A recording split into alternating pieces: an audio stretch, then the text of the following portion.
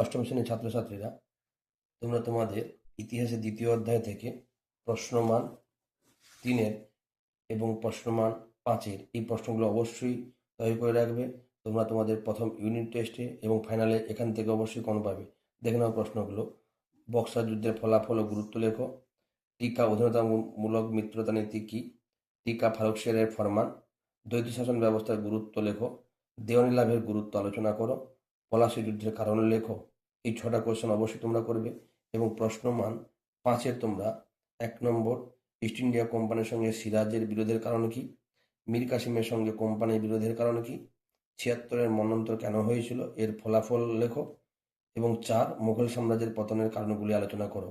এই প্রশ্নমান 5 এই 4টি কোয়েশ্চেন এবং প্রশ্নমান 3 6টি কোয়েশ্চেন তোমরা অবশ্যই করে রাখবে। এখান থেকে অবশ্যই কমন পাবে। ভিডিওটি ভালো লাগলে লাইক কমেন্ট শেয়ার করবে এবং অবশ্যই চ্যানেলটিকে সাবস্ক্রাইব করে পাশে থাকবে।